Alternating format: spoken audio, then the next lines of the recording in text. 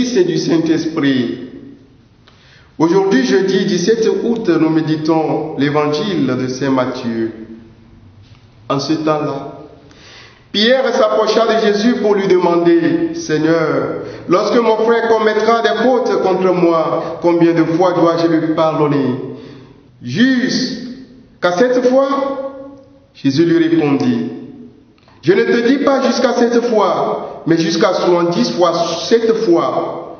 Ainsi, le royaume des cieux est comparable à un roi qui voulut régler ses comptes avec ses serviteurs. Il commençait quand on lui amena quelqu'un qui lui devait 10 000 talents, c'est-à-dire 60 millions de pièces d'argent. Comme cet homme n'avait pas de quoi rembourser, le maître ordonna de le vendre avec sa femme, ses enfants et tous ses biens, en remboursement de sa dette. Alors, tomba à ses pieds. Le serviteur demeurait prosterné et disait, « Prends pitié, prends patience envers moi, et je te rembourserai tout. » Saisi de compassion, le maître de ce serviteur le laissa partir et lui remit sa dette. Mais, en sortant, ce serviteur trouva un de ses compagnons qui lui devait 100 pièces d'argent. Il se jeta sur lui pour l'étrangler, en disant, « Rembourse ta dette. » Alors, tomba à ses pieds. Son compagnon le suppliait, « Prends patience envers moi, et je te rembourserai. » Mais l'autre refusa et le fit jeter en prison jusqu'à ce qu'il ait remboursé ce qu'il devait. Ses compagnons, voyant cela, furent profondément attristés et allèrent raconter à leur maître tout ce qui s'était passé. Alors celui-ci le fit appeler et lui dit, « Serviteur mauvais, je t'avais remis toutes ces dettes parce que tu m'avais supplié. Ne devais-tu pas à ton tour avoir pitié de ton compagnon, comme moi-même j'avais eu pitié de toi ?» Dans sa colère, son maître le livra au bourreau jusqu'à ce qu'il eût remboursé tout ce qu'il devait. C'est ainsi que mon Père du ciel vous traitera si chacun de vous ne pardonne pas à son frère du fond du cœur. Lorsque Jésus eut terminé ce discours, il s'éloigna de la Galilée et se rendit dans le territoire de la Judée, au-delà du Jourdain. Acclamons la parole de Dieu. Louange à toi, Seigneur Jésus. Seigneur, tu es un Dieu miséricordieux et miséricorde. Accorde-nous de nous pardonner les uns les autres, car le premier à bénéficier de la grâce du pardon, c'est celui-là qui sait pardonner tout. Qu'il en soit ainsi pour nous, maintenant, pour les siècles des siècles. Amen. Bien-aimés dans le Seigneur, loué soit Jésus-Christ. Dans des conflits de tout genre, l'évangéliste Matthieu a proposé des solutions pour se mettre d'accord. Mais quand rien ne s'arrange, le résultat est souvent l'exclusion, le meurtre ou la prison. Il illustre la logique de cela par un cas concret, l'histoire du débiteur impitoyable. Bien-aimés dans le Seigneur, quelle attitude avoir vis-à-vis de ceux qui ne veulent pas céder? Jusqu'à quelle limite faut-il les supporter? Il y a une issue, c'est le pardon. Et c'est ce que le Christ nous apprend aujourd'hui. Au-delà de se faire raconter de façon un peu caricaturale, il faut souligner l'illogisme entre la bonté du Maître, qui a annulé la dette de son serviteur, et la dureté de celui-ci avec un de ses collègues qui lui devait beaucoup moins. Frères et sœurs, l'énormité de la somme veut mettre en valeur l'immensité du pardon.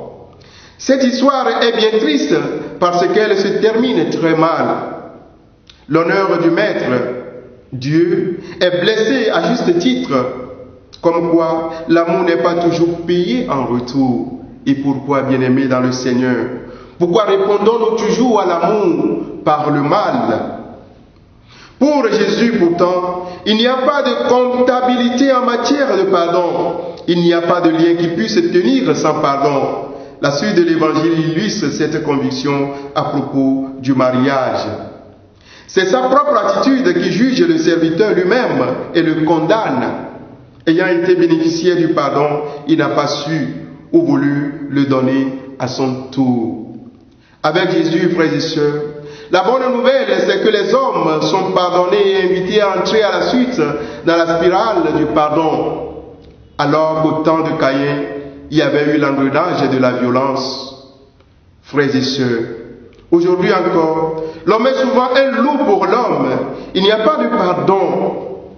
Nous n'aimons pas pardonner, mais nous demandons à Dieu le pardon. Les guerres entre les peuples, les guerres entre les clans, les guerres entre les pays frontaliers, les guerres dans les communautés, les guerres dans les familles, les guerres entre les frères de même père et même mère. Les ethnies s'accompagnent de tortures et font couler du sang. Dommage. Elles provoquent la misère, la déportation, l'esclavage et la mort. Elles font grandir la haine entre les humains. Les religieux ne sont pas épargnés. Pourtant, les hommes sont capables de se comprendre, de vivre ensemble, de faire la paix, de se pardonner.